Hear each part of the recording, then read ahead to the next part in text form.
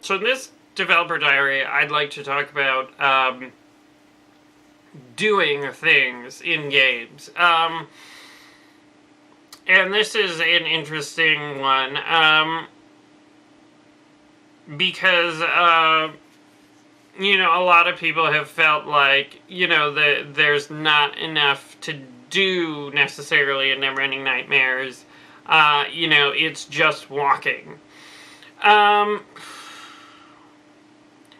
certainly, I'm sure that the criticism has been lodged at well done games like Dear Esther and Gone Home, and certainly I wouldn't suggest those games can be changed or should be changed, but. Certainly I don't have a problem with just walking in a game. To me, a walking simulator is not necessarily a negative thing.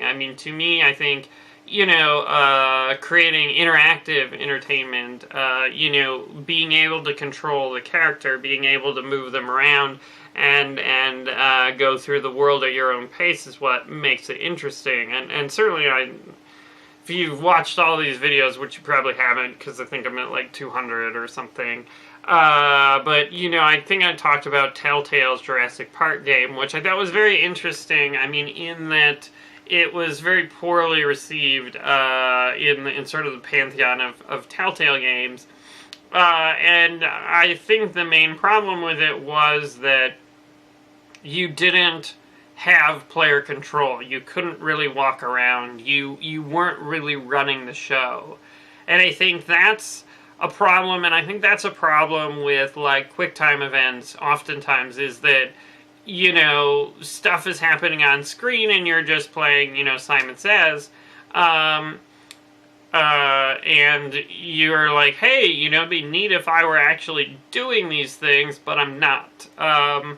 I think I was talking about how much I like the, sort of mash to fight things in The Walking Dead, and I think, the Telltale Walking Dead, not the terrible Activision one that no one played, and I think they have a really good balance in that, and also, The Wolf Among Us, their QuickTime events are used sort of sparingly, and, it's sort of straightforward, and you're not, just randomly doing actions.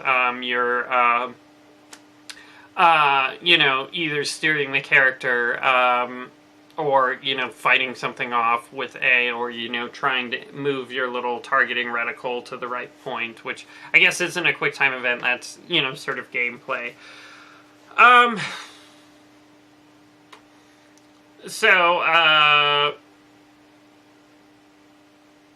The real question, I guess, is, how do you structure a game such that people don't feel like it's short, people don't feel like, it's light on content, but you're secretly disguising the fact that you have limited resources and it doesn't have a ton of content. And certainly, I've touched on this before, I talked about Amnesia and Fatal Frame and whatnot, and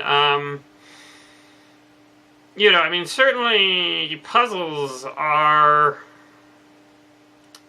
a way to pad out content. I guess it depends. Arguably many designers wouldn't feel like puzzles are padding. Puzzles are gameplay. But I don't know.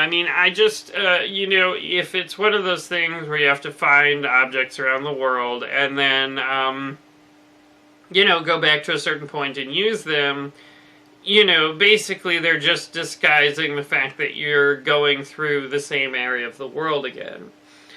No, I'm not saying I'm opposed to this, and maybe, our next game will be, super puzzle heavy, and you'll have to collect a million items and combine them in all sorts of weird ways.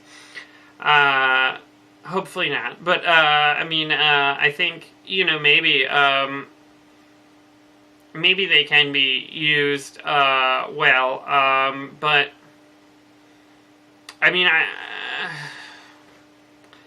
I don't know, when I play a horror game, I'd almost say that the puzzles sort of take you out of the experience, right? And I like to beat up on Fatal Frame for their puzzles. But I mean, the same thing can be seen, in Silent Hill and some other games. Resident Evil, I guess, had some puzzle stuff. But like in Fatal Frame, they put up a screen, and then they say, move these pieces with these, Japanese characters and arrange them within 5 moves. Which, I mean, is not a bad thing and not necessarily an uninteresting puzzle. But, I mean, the fact is that the world is, it's a completely different thing and the puzzle conditions are arbitrary. I mean, certainly I think if you want to look at a horror game that I think does puzzle well, it is like Catherine, although arguably one could say that Catherine was more of a puzzle game than a horror game, but I don't know, I absolutely adored Catherine, so whatever it was, I liked it a lot. But Catherine was kind of interesting in that I don't know if I ever quite figured out the puzzles, because there were some puzzles that like I just was stuck on, and then I would find like a video of someone playing through it, and then I'd be like, oh, why could I not think of that? But then, like, I don't know, a similar situation would pop up, and I still didn't get it. So I don't know if I just maybe didn't cognitively understand the way you could interact with the world in Catherine, or what. I think I was playing on, like, very easy, too. They added for, like, the American release, like, okay, we'll make this playable, because, like, I guess the Japanese one was, like, super tough. So I'm glad I didn't play the super tough version. Because, again, I'm not really that good at puzzles. I mean, I'm good at math. I'm really good at math. So if we're playing, like, Math Blasters, I'll rock that. But, I don't know, for whatever reason, I don't know, maybe I just get frustrated, or I just don't have sort of the out-of-the-box thinking. I mean, I would say I'm a good problem solver, and programming is a lot of problem solving, but I guess my programming abilities doesn't really extend to puzzle solving, and I'm not like super into it either. So I don't know, but I mean, it seems like there's ways you can structure games. So I got a big tangent about puzzle solving, but there's the idea of puzzles and finding items and bringing them back, and to some extent, if you look at the Coming Storm level. I mean, that people think was sort of a puzzle, right? And we didn't have a ton of content, and we sort of reused it. So I don't know, maybe structuring the other levels, more like the Coming Storm rather than, sort of, more, I guess the other levels were more linear and less backtracking, which I thought was a good thing, but maybe people like the backtracking that's excusable in terms of, reusing the same content, whereas, if you're doing theme and variation, apparently that's not good. But I guess I'm feeling a little discouraged and frustrated, just thinking about, what we could have done differently, but maybe the idea of, like, a hub world and returning to the hub world and unlocking, different areas from that,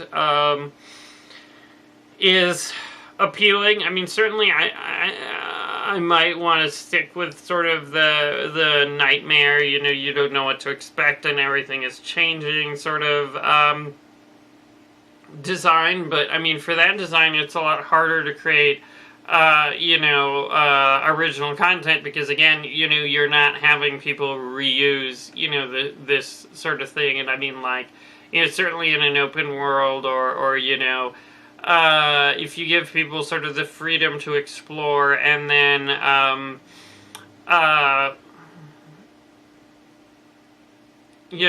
they find out on their own that they have to go in a certain way, maybe that's, a worthwhile use of time, player time, I don't know. But,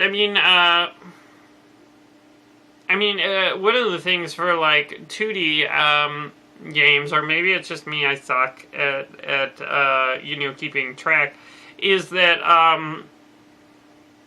I think with sort of essentially we're doing like fixed camera angles of a 3D world. I mean, that's what we're trying to emulate. But I think it's harder for people to conceptually map that to a 3D world, and I think that, I guess that's not specific to a 2D game. I mean, even if you look at the original Resident Evil with fixed camera angles, it's sometimes tough to see how things connect, and you have to keep checking the map. And I mean, you know, one of the reasons I was really sort of adamant about not using a mini-map or a map at all in Neverending Nightmares. But, you know, maybe that opens up some possibilities, you know, in terms of things you can do with the world and exploration that you otherwise couldn't. I don't know. Again, I don't have a ton of good answers, but it's something to think about. Anyway, thanks for watching.